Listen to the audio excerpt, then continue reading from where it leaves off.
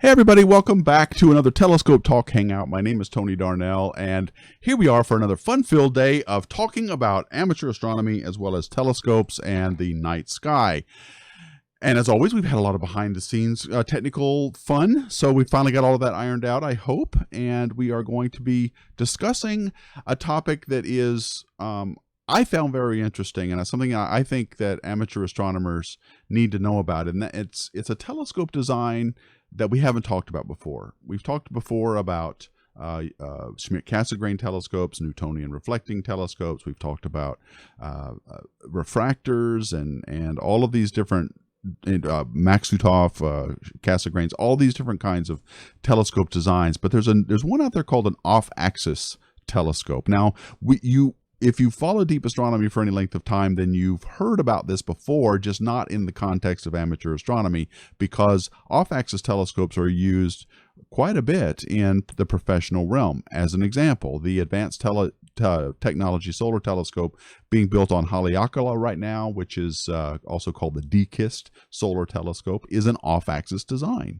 Also, if you ever watched my ExoLife Hangouts when I had the Planets Foundation going on there, the ELF telescope, the ExoLife Finding Telescope, is all about off-axis. The idea, and we'll talk about this in detail in a bit, is that the primary mirror is not in the optical path of the other. It's sort of offset. It's out of the axis of the optical train, and it's a complicated design, but it has some advantages which we'll talk about in this hangout. So welcome everybody. I want to thank you for joining us on Telescope Talk. We do these hangouts every 2 weeks on Wednesdays at 3 o'clock Eastern time, and you can do all your other time conversions.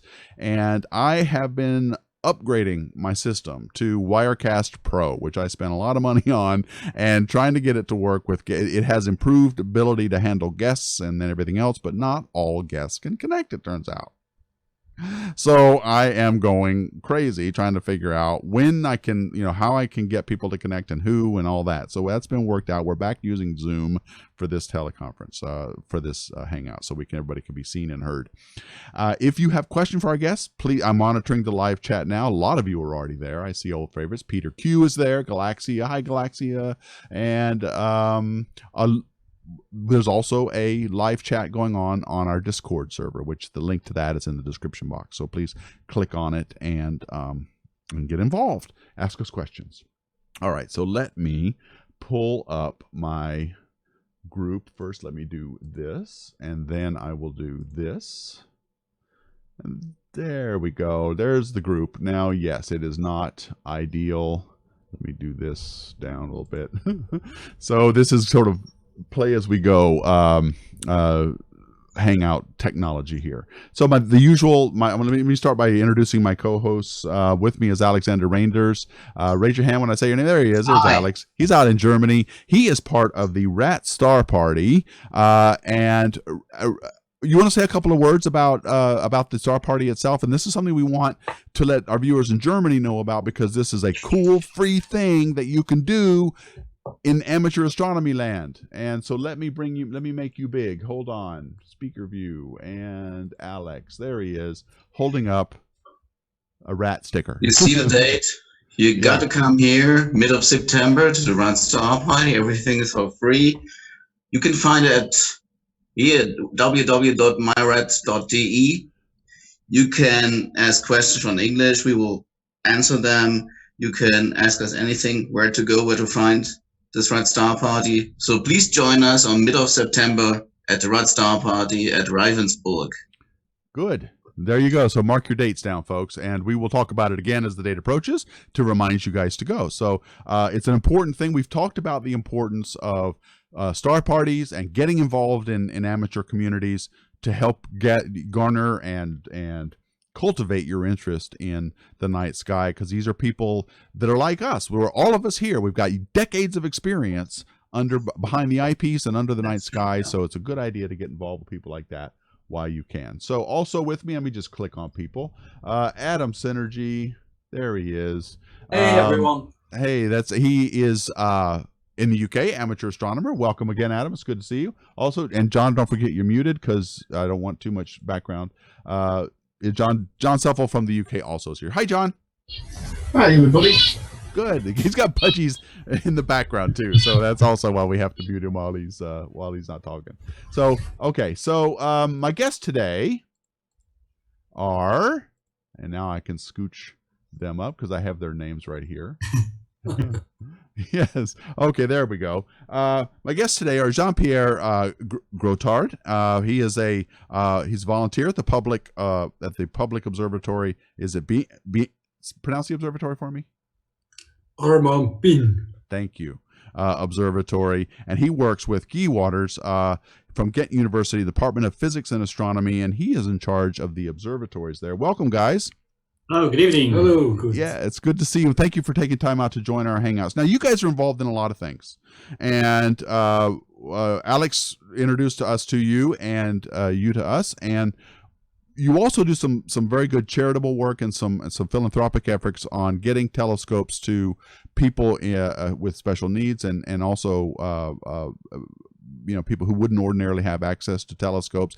There was an interview done, let me point this out to everybody, with Fraser Cain on his channel earlier this month about this. So please go to Fraser Cain's weekly Star Party channel, and you'll be able to see the interview there as well. We're going to talk about that again here in another Hangout, but not today. Today we're going to talk about off-axis telescope, guys. And so Guy, let me start with you. Can you give our viewers, because these are all geared towards amateurs, these off-axis telescopes, give us a bit of a description of their telescope design and what are some of their advantages and disadvantages? Well, the off-axis telescope design is not something new. The first one appeared in the 19th century and actually was more of a part of a Cassegrain system with a off-axis paraboloid and a secondary mirror. But they were complex to make and very expensive at that time. So indeed, you have the secondary mirror of your system is not in the light beam of your primary mirror, which has the big advantage of it produces a higher contrast than a normal.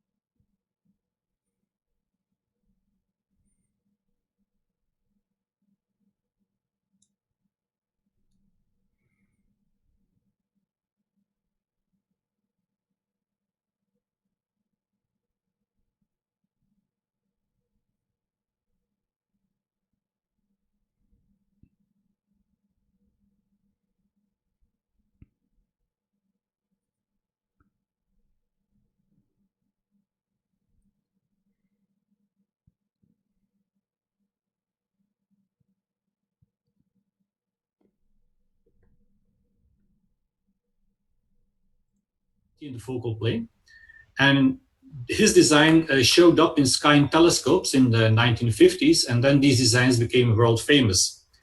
And from this basic design, there was later developed Schiefspiegelers with more than 2 mirrors, like Buchroeder, YOLO, and so on. And even today, people are making newer designs. We have now, this is the picture of Anton Kutter beneath his 30 centimeter catadioptric Schiefspiegler, which is now in our workshop for remaking to be reused in our observatory here. So even today, people are making new designs based on the principles from Anton Kutter to make off-axis Schiefspieglers.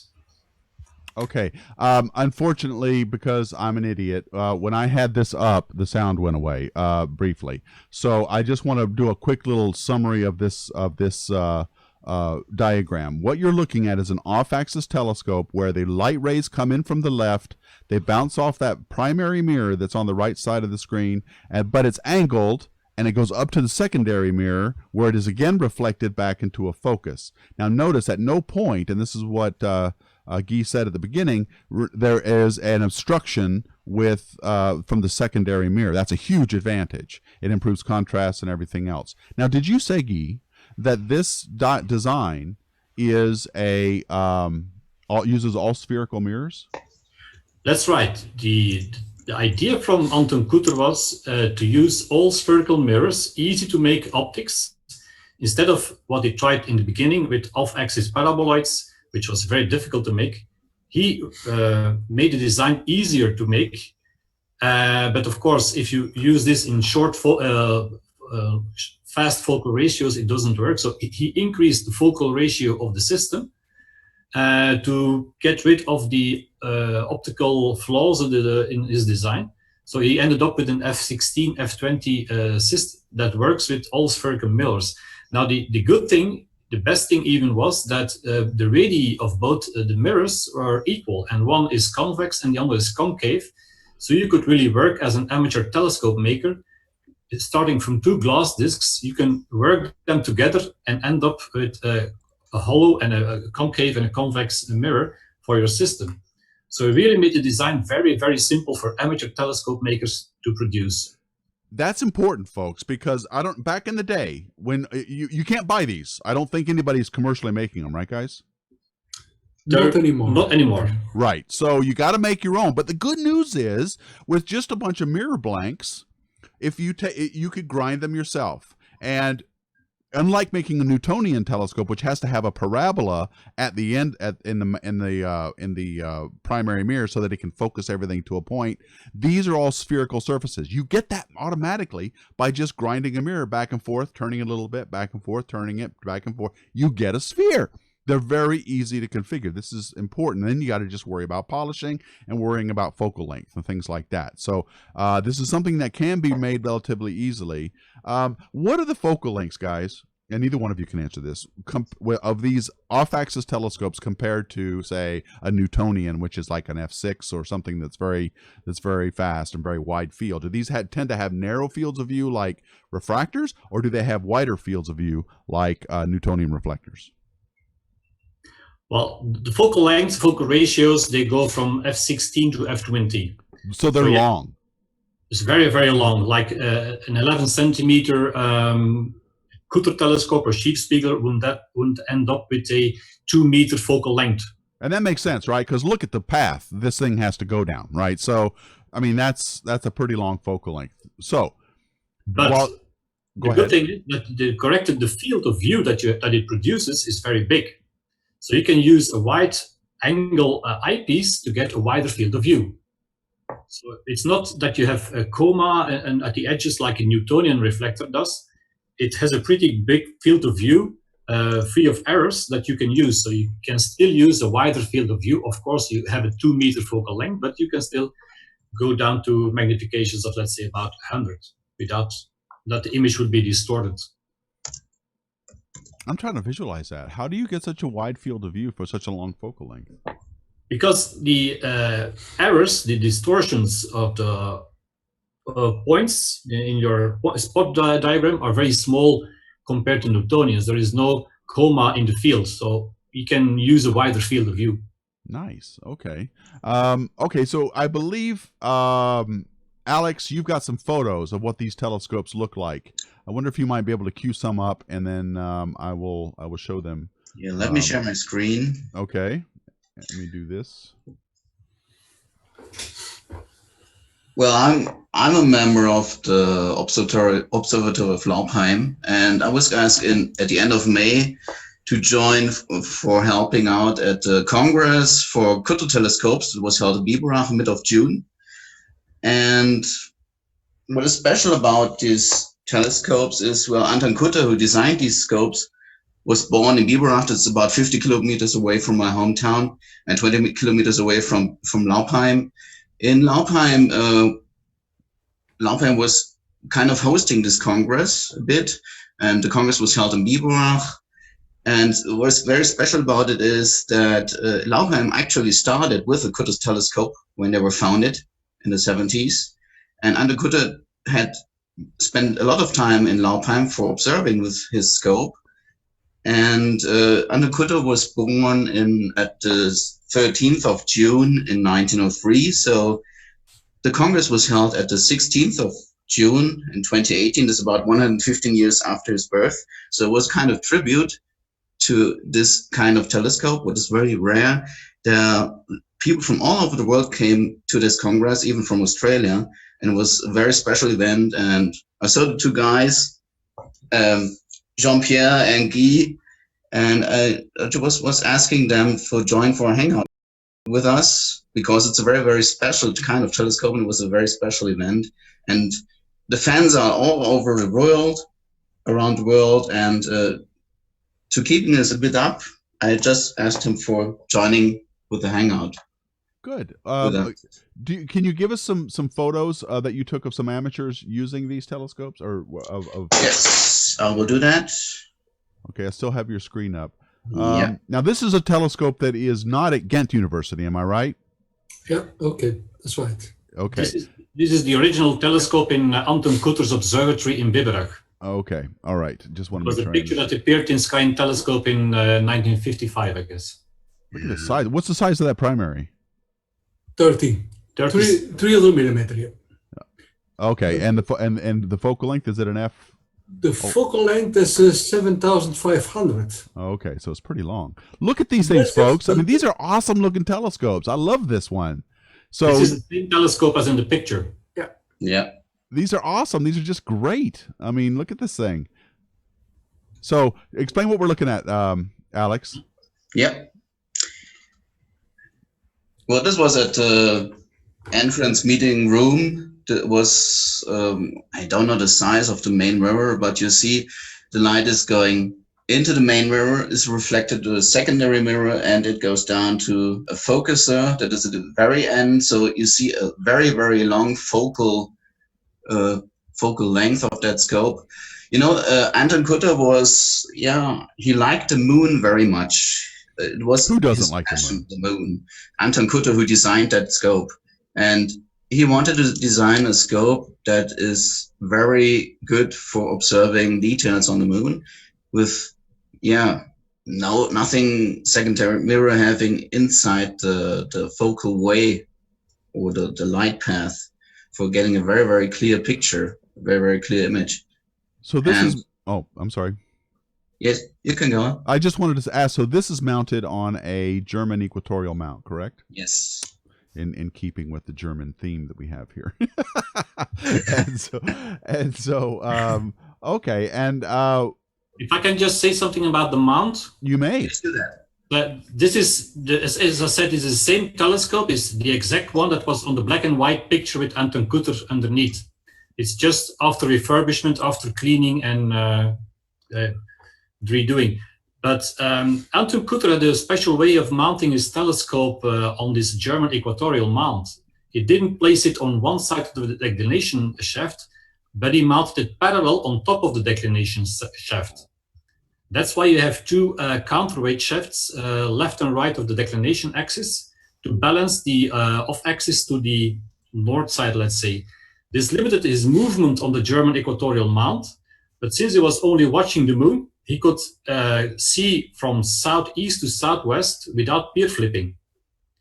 So it's a German equatorial mount used as some kind of a fork mount.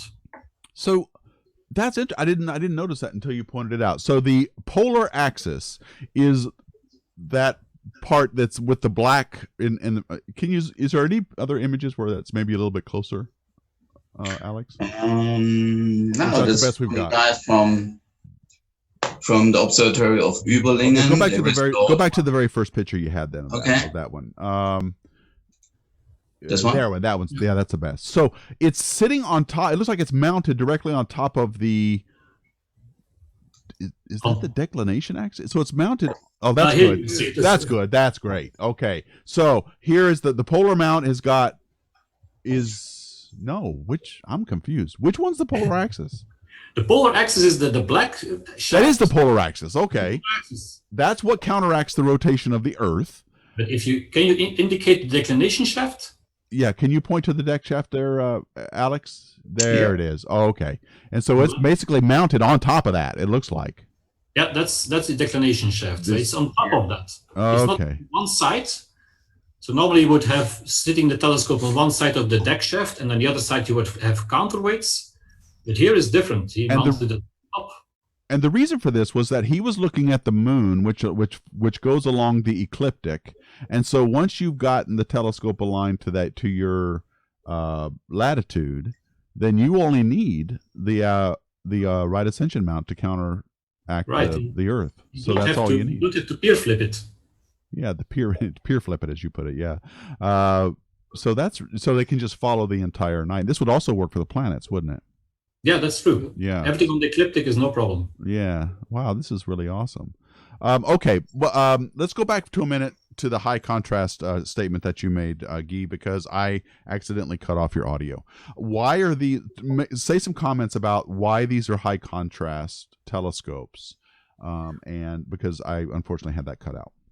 Well, first of all, it's an all mirror design, so you don't have any color shifting in your optical system.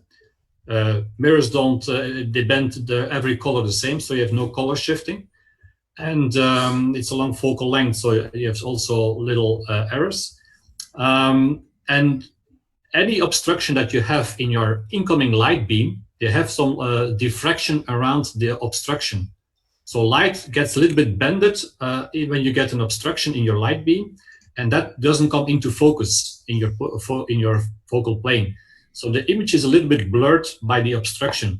And the bigger the obstruction is, the more blur you get. But in this design, there is no obstruction, so the color is perfect and the points are perfect in the image in the focal plane. And there's also no diffraction spikes from whatever spikes. No. Yeah, for whatever substructure is holding up the secondary, so you don't get that either.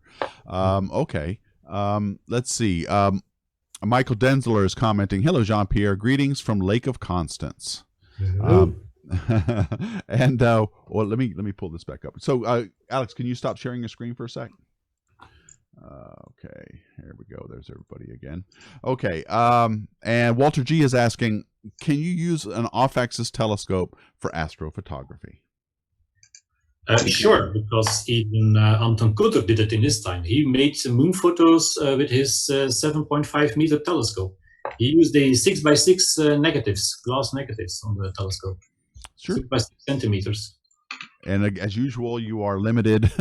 Well, you're not limited, but you want to make sure you have a really good mount. These guys did not skimp on mounts because they are the heart of the foundation of a good image. So so definitely have that. Okay, well, let's see. Would you have any advice? Since a lot of our viewers are amateur astronomers looking to decide if they want to get into the hobby or not, would you say that this would be a decent beginner telescope, or something that would be easy to use for someone who's never used a telescope before? No. Why is that? It's not so easy to make the mirrors. You told in the beginning it's very easy to get a spherical mirror. Well, it's easier than a parabola. Maybe you're right. I should have said it that way. when you made a spherical mirror from big focal length, it's not easy to make them. Is it a grind? Really not. So no. When you got an F4, an F5, to get that spheric, it's not a problem because you got a big surface. But when you got an F15, an F20, it's quite difficult. So long focal length mirrors are hard to make with spherical mirrors than if you did a short focal length. Interesting. I didn't really know that. That's right. And based on someone who's I made a Newtonian F6, so it was an 8-inch F6. So yeah, it was easy to get the sphere. It was hard to get the parabola. So okay, because that's something you got to do later. Okay, so yours. All right, so I stand corrected. Tell something about the big Kutter telescope. The one of Anton Kutter himself. So in Bibra had a focal length of 7.5 7,500. And those one in Überlingen, so there's one of Laubheim, was an F20. So a focal length of 6,000. Yeah. And I don't know why.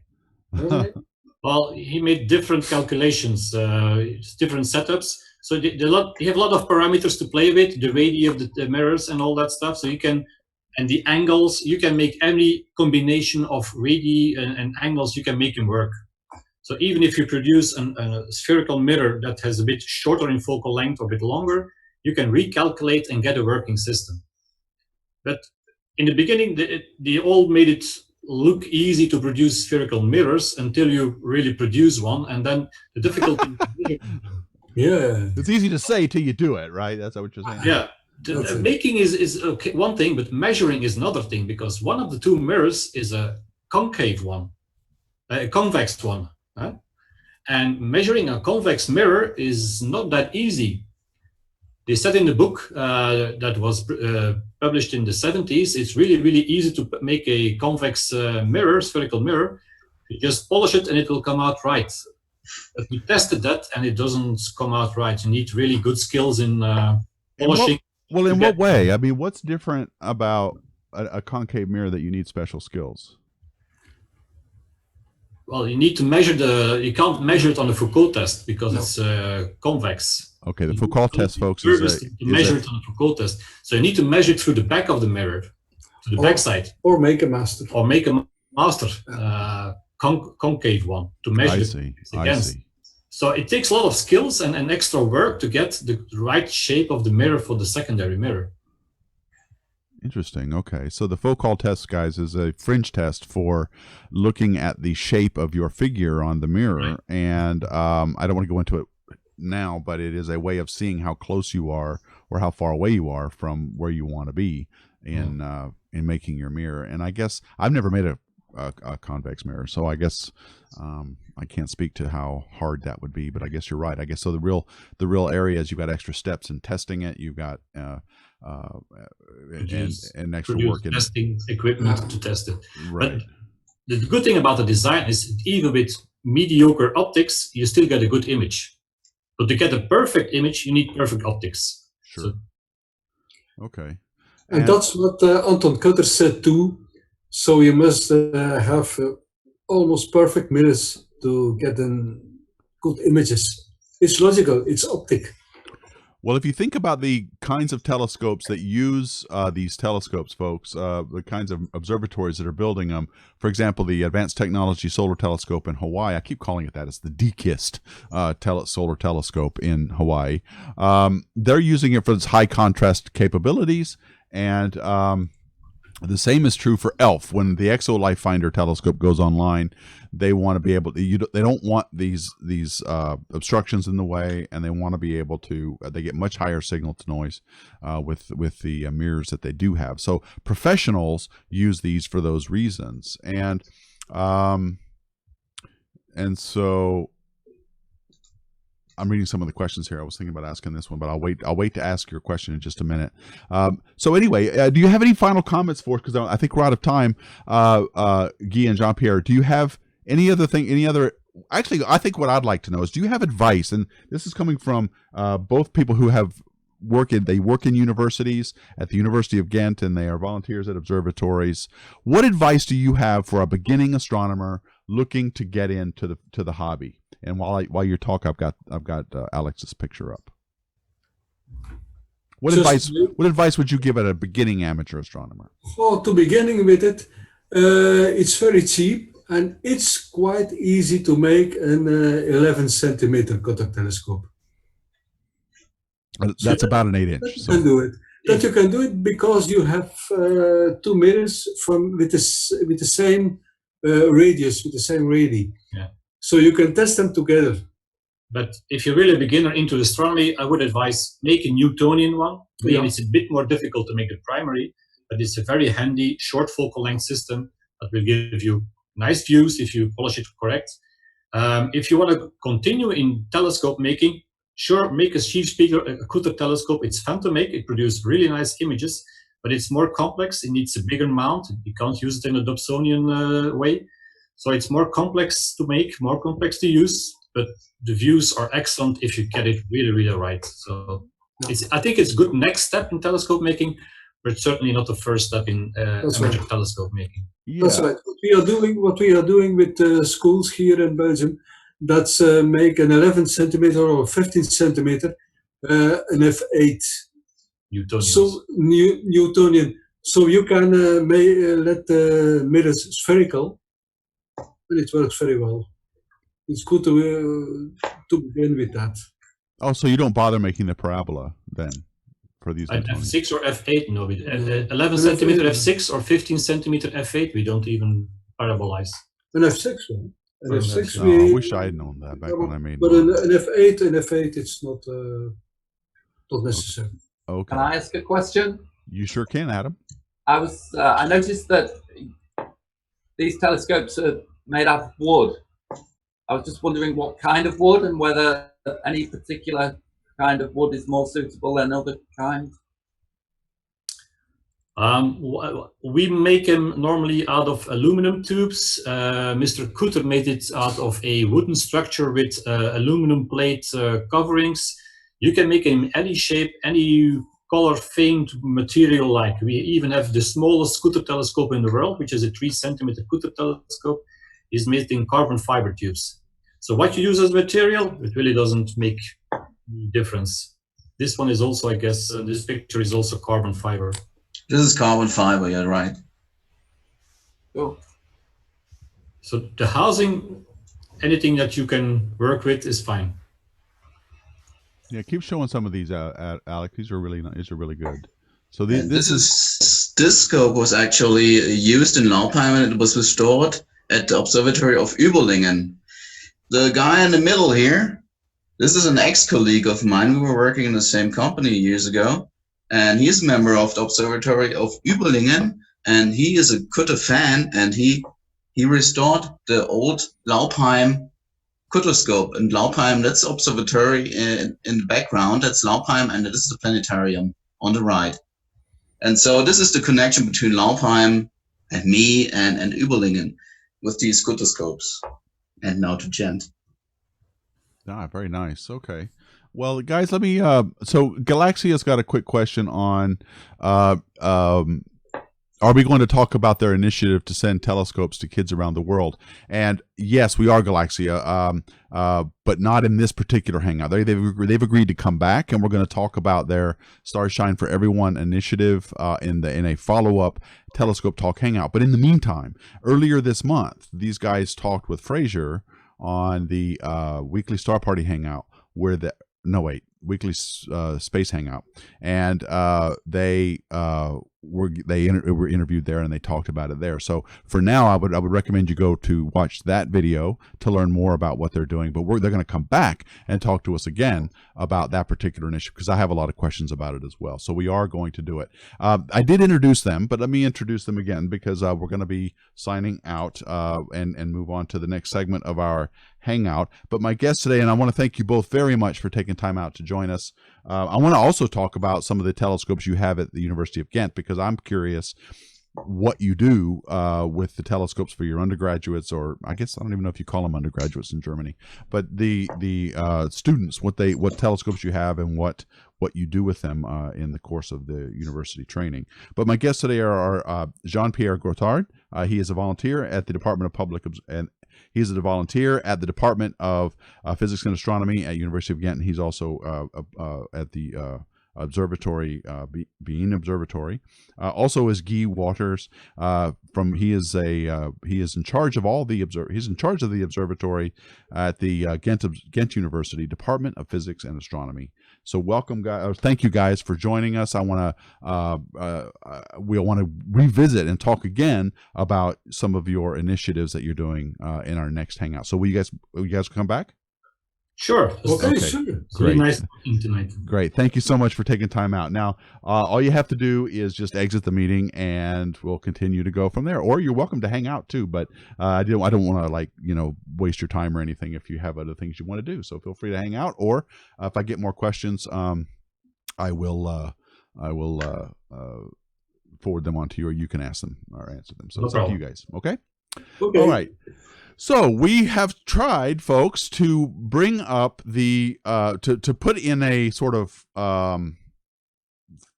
segmented format these hangouts in different topics, and we agreed that if we had guests, we would give them the priority, and we'd talk with them first.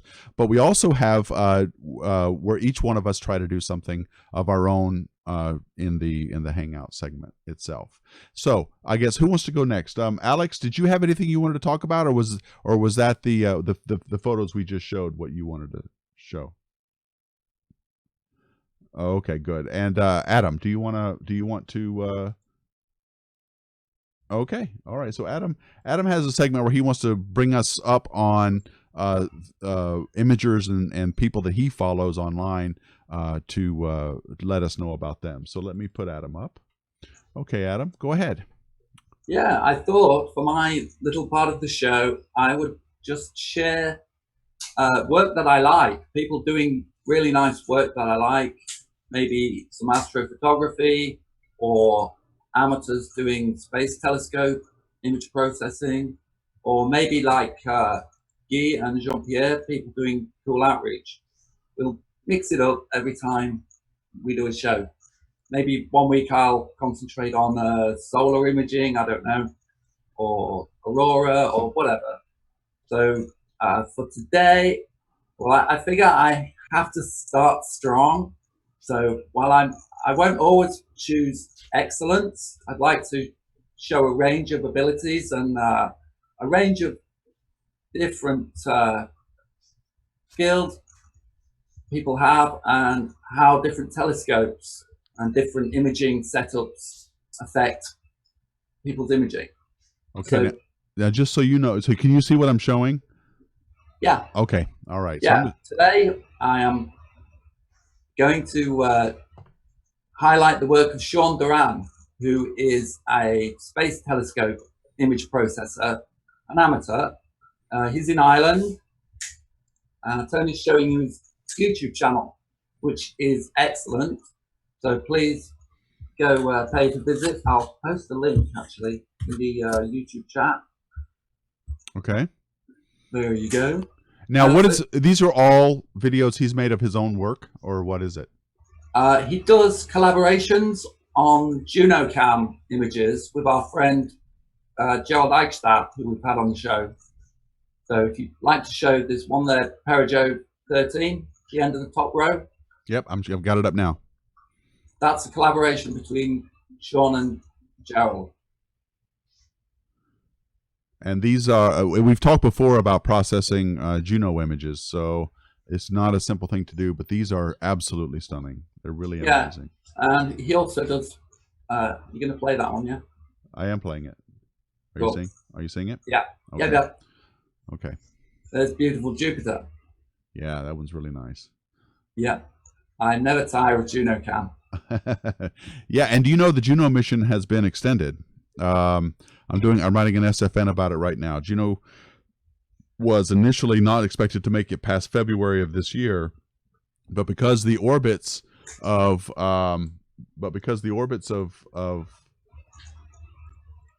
the Juno cam has been so much further out from Jupiter than they expected, the damage to the instrumentation has been a lot less, and so Juno is going to be around until, I have it in my script, I wrote it down, but I think it's June or July of this year. So, I'm sorry, is it 2019? Anyway, I've got a Space Fan News coming out about it. The mission's been extended. I know what it was. The science mission is done in July of 2019. They're going to be done with all of their science on Juno, and the mission's gotten funding to go through 2022. So I've got my notes straight on that one finally. So yeah, okay. Anything else you want to show? You can show one of Sean's Earth imaging videos. They're pretty beautiful. All right, let me try this one. This is using the Japanese Himawari satellite. Wow, this is really amazing. I don't know if the stream is doing it justice, but I'm going to start this again because look at the opening part here. This is amazing. Whoa. I love that. Gorgeous, huh? Yeah, that's amazing. That's really amazing. Yeah, it's spectacular. Okay. This is some kind of digital terrain model, I think. All right. Wow. So, boy, this is a high bar for image processing. Yeah, so, stunning. Okay. I would say that Sean is one of the rising stars of space telescope imaging. Good. He's not quite at the tippity top of the A-pod winners list yet, but he's getting there. I'm a big fan. Good. Well, that's really good. Thank you. So thanks, Adam. Is there anything else you wanted to show? No, I'll come back next time with something else. Okay, good. Yeah, I think this is a good idea because there's Adam knows a lot about all the different people out there doing the different kinds of things, and so it's good that he's going to take a role in helping us bring this to you guys, so you guys can learn about them as well. Remember, there's lots of ways you can get involved in this hobby. You don't necessarily have to have a telescope and go out and observe every night, although that's what's one of my personal favorite ways. But you can also get other people's data. You can get NASA and ESA. All of these people have got no shortage of data that you can play with and do all kinds of things with. So, and it's free. You can use it. You don't got to worry about copyright for that stuff. Okay. Peter Quinn is at solar imaging. Don't direct your camera into the sun unless you have proper shades for it. Yes, that's true. And oh shoot, I have a feeling. Hey guys, did you hear anything Adam said in that whole segment? Adam is muted. Oh yeah, but he wasn't when he was talking. So hopefully he's I think I just muted then momentarily. Oh, okay. So hopefully, okay, it's fine again. Good. Yeah. So this was kind of an ad hoc thing at the last minute where I had to make some huge changes, and of course, when you think you've got everything set perfectly, there's always one snafu that hits you. Okay. John, did you have any comments you want to make today, or anything you want to let us know about? Well, I didn't get anything organised because we was talking about the off-axis telescopes. Yes. So one of the things John's going to be doing for us in these hangouts is he is going to he's going to show us some examples of some of the things he's done, some of his equipment that he uses, and just, is there anything else you wanted to bring to the hangouts in future episodes? Well, there's a few little tips. Yes, yeah. Okay. I can show you one now. All right. Why don't you give us a tip, John? Now, when you're using, when you're looking at the sun through a telescope, obviously you put a sun filter over the blunting, and you're not supposed to look through the finder scope or the red dot finder. So how do you find the sun? Now you can buy little solar finders that fit into your finder shoe and help you look for, help you to find the sun itself. I made one out of Pringles too. Now this helps you put the sun in your field of view without looking through anything dangerous, right? That's right. Yeah. How does it work? What is it? A can? Yeah, it's a Pringles too. Okay. And how does it work? Right. If I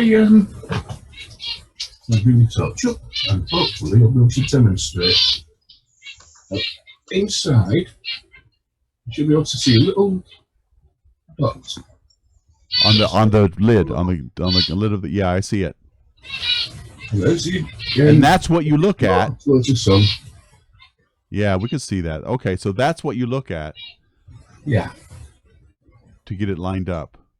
It's not lined up. It does that. I see. And then it is. Good. And then you can look through whatever apparatus you've got for safely observing the sun. That's a pretty good idea. That's great. What I've always done when I did that was I would take the telescope tube and the shadow, and I would look at the shadow that's being cast by the telescope, and I would try to make it as circular as possible. But that's nowhere near as accurate as what you're doing. But that's how I would get close anyway. It's not. It won't be absolutely totally accurate, but well, yeah, but it's definitely gets you close. Angle, a low-powered eyepiece. The sun should be in view. Okay. All right. All right. Well, for my segment, what I was supposed to do is I like to talk about the night sky each night, or each time we do this, to tell you what's up. And because of the technical difficulties we had earlier on, I couldn't get Stellarium queued up in a way that it would let me share it with you. So I'll just tell you that what's amazing about what's up tonight in the northern hemisphere. Right now we've got kind of a full moon this week, and it's going to get in the way of a lot of things. So you would just want to look primarily at the brighter objects, because the moon is full this week, and it's going to be blocking out a lot of the dimmer objects. So, but what's up tonight at around, I don't know, just after sunset, most people's time in the northern hemisphere, is Jupiter, Saturn, and Mars is low in the horizon. In the, I believe it's in the east, low in the east. Those are all very good binocular objects to look at, or you can just look up at the night sky, or just look up and see the bright dots. If you get a pair of binoculars, you'll be able to see the moons of Jupiter. Depending on how powerful your binoculars are, you might see the rings of Saturn, but don't count on that. You probably want a small telescope to see that with. And I like the summer skies because there's a lot of really interesting things out there to look at. Unfortunately, this week there isn't much because of the moon. So next week, what I'm going to tell you about is some of the deep sky objects that are out there. So I tend to like the summer nights better than the winter nights, even though winter you get better viewing, you have more darkness because the days are shorter in the northern hemisphere, and the air is cold and crisp and still, and you can see really bright or really steady objects through a telescope. Summer, not so much. You've got to deal with the crappy scintillation of the heated atmosphere. You get much fewer hours of darkness in the summertime. But I tend to go out more just because I'm more comfortable in the warm air. So I tend to like the summer skies a lot better. There's a lot of really cool deep sky objects out there that like the Pinwheel Galaxy, the Whirlpool Galaxy, M57, the Ring Nebula. Lots of really cool things to be looking at this time of year. And I will show you those in the next hangout that we do in 2 weeks, where I'll show you more in there. So John, you've got some comments. I'm looking at the comments now. Do you guys see any questions we should be answering? Solar imaging from Peter Q. Don't direct your camera into the sun unless you have proper shades for it. That's great. I hope I got the sound going. Okay, here's one. I wanted to get back to this. I'm glad I did this. So, what is this? SSA by Coops? By Coops? I bought a few DSLRs for star time-lapse videos, but I want a good telescope that I can do step-by-step zooming. Is this possible? You guys have any? Never tried this. I don't know what he means by step-by-step zooming. Let me pull up everybody here. I think it means so that as he's taking the photos, you can zoom in to the stars as if so the final image looks as if it's flying through the stars itself. Okay. Well, first of all, okay, and as I understand, what you're asking, the DSLRs for time-lapse videos, you can use the lenses, a wide-angle lens, obviously, that came with the camera, that mount directly onto the camera to do those time-lapse photos with. If you're going to take photos through a telescope, there's several ways you've got to adapt that telescope to become a lens for your DSLR. And that's a big deal. But if you just use something called prime focus, where there's no eyepiece between the camera and the telescope, then you'll get pretty good wide-angle views. If you want to zoom in, though, you need to start using eyepieces. Have you guys ever used? I'm sure you have, Alex. When you're taking photos, do you use eyepiece projection? Nope. What do you do? Prime focus. Focal. Prime Without focus. any eyepiece, as less as possible, or as few as possible lenses in between the picture and the telescope. Yeah, that's usually good advice. But what I was trying to get at is you could put an eyepiece between the telescope and the camera, but that adds a lot of optical elements, and you end up with this thing called vignetting, which gives you. You do that for imaging the moon, for example, or imaging planets. That's very good because you don't need much light. Those objects are very bright, and so you can do much more details with a eyepiece projection onto as a DSLR or something. Okay, so I think to answer your question then, if you use prime focus, which is just mount your camera with no lens on it onto the telescope itself using something called a T adapter, then you get what's coming through the telescope into your focal plane of your DSLR, and you take the image that way. That's the way Alex does most of his. And for his segment in the next time, we're going to be seeing some of his photos, but that he takes. And then, I think I know what you meant. And then what you do is after you've got this image from your DSLR, you can zoom in on that object. You can crop it. You could, depending on the resolution of your CCD, if you have like a, 10,000 pixel camera or something bigger, you can then, like, let's say you're doing the Ring Nebula, you could zoom in on the Ring Nebula, crop out just that part, and get a lot of detail and resolution out of it that way. So, okay, so getting to a good telescope that can do that, what would you recommend, Alex? Well, it's a Takahashi. Why are you gonna go? Why are you gonna go to that? You go with the most expensive one. If you want to do something like that, you need much. You get the most details with a perfect lens, and that's a Takahashi. Takahashis are refractors. We talked about those before. Yeah. They're built in Japan. They're really good telescopes. You can zoom in as much as you want, but you have to spend money, really much money, as much as for a car, for example. Okay, he's right. But I was going to say get an SCT, a Schmidt-Cassegrain. Just get a Meade 12-inch or 10-inch or something like that, and do it that way. But okay, yeah, I wouldn't say no to a Takahashi either. So it all depends on your wallet. The best, I think, the advantage, we talked about the advantage of Schmidt-Casses before, but I think the big one is portability, and they are very versatile. You can get telecompressors to widen your field of view. You can get Barlow lenses to narrow your field of view. So there are things you can do with SCTs. Now the Takahashi can't be beat, but those are like 10. What are they, like 10 grand for? They're a lot of money. They're expensive telescopes, so you're going to be spending some serious coin. 106 EDs for 6,000 to 7,000 euros, and the corrector for it is about 1,000 euros. So you need a good mount for it, a good cam for it, and then you can zoom into the pictures into your whatever nebula you want. Mm-hmm. So depending on how badly you want it, I guess. But I would still say, if you, for reasonable amounts of money that don't break the bank, I would go with an SCT. Right. Okay, so Fred Mertz is looking to upgrade his. Is there a market for used telescopes? I think we would all say yes, there is. In fact, John and Adam both, in fact, all of us think, look there first. Go to the used market. Exactly. You'll get... And go to star parties. Yes. Go to star parties, especially Alex's in Germany when you're there.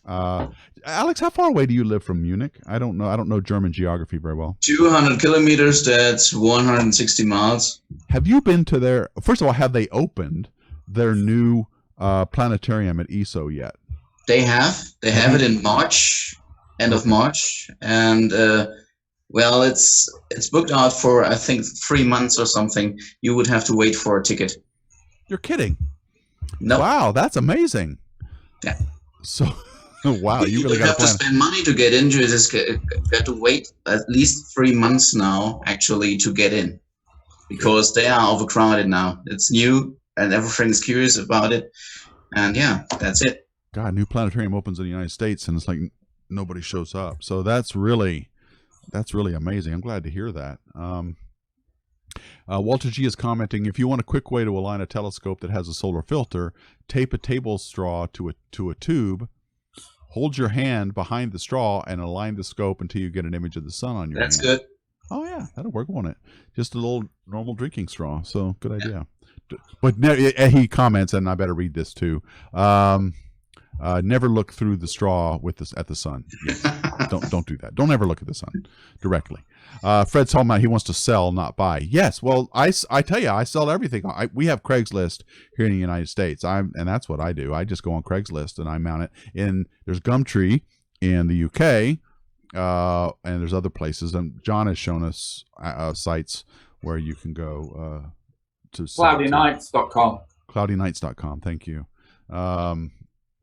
So yeah, absolutely. You should be able to sell it. And what's also cool, and you guys correct me if you think I'm wrong, but I think telescopes hold their value pretty well. If you spend $2,000 on an SCT, let's say a brand new Celestron Nexstar or something like that, you could probably expect to sell it for about $2,000 as long as you kept it clean and the optics are not broken or cracked. It should still be worth $2,000 when you do it. Now, you can get deals, and that's not to say that you don't get deals, but a lot of people can get their value back in the telescopes. A lot of it is in the accessories. So even though you may see a telescope that's for sale for $2,000, they might also be selling like 2 right-angle prisms. They might be selling some eyepieces and some accessories, a solar filter, for example, that they bought, and you might still get that for about $2,000. So you get all of that plus what you would have paid for a brand new scope, plus a bunch of accessories that would have cost you thousands if you add it all up. Eyepieces get expensive really fast. So last 2 years, yes, and the filters too. Yeah, Peter. Very expensive the last 2 years. Yeah, filters are really expensive. Peter Q's commenting, people in Astro societies don't sell shoddy things. It looks bad on the Astro Society when they'll be thrown out. That's true. You tend to get good stuff, and they don't want to take advantage of you. They just want the telescope to go to somebody else who will enjoy it as much as they do. So that's a good point. Okay, well, I guess we're done, guys. It's 4 o'clock. We are out of time. Whew. Okay. Next time we are going to. I don't know. I didn't ask Jean-Pierre and Guy if they could come back next time or not. I didn't ask for their calendar, but if they can't come back, then we might we're going to be going back to our topics where we break up into our little segments and go into talking about those as well. So let us know what you think, guys. Are you liking Telescope Talk? Is it something you want to do? I want to give you something you're finding useful. I want to answer your questions, get you involved in amateur astronomy in whatever way we can. So let us know, and we'll change. We're all amenable. The three of us are all very experienced and have a lot of things. I just realized. Okay, yeah. Go ahead, Alex. I'm going to make you big. And you can go ahead and before you buy something, best way to choose your scope is going to a star party and test what other people are using. You get direct image of what you will see or how you will use it, what pictures or whatever you will do with it. Go to star parties and have a look. It is a good value for what you get out of it. Free looks through telescopes, some expensive ones, probably some Takahashis. Very good lectures too. It's very interesting what we got this year in the program. Good. Yeah. So if you're in Germany or if you're going to be in the area in September, you got to stop by. And everything is for free. Everything? Yes. Wow. So there you go, folks. You can't get a better introduction than that. All right, guys, I'm going to stop there. Thank you all so much for watching, and we'll be back. I'll be back tomorrow with Carol, Christian, and I will be talking about the Astro Coffee Hangout, where we can talk about measuring the mass of the Milky Way using satellite galaxies. A new paper recently came out to help talk about that. We're going to be talking about that tomorrow. And next Wednesday,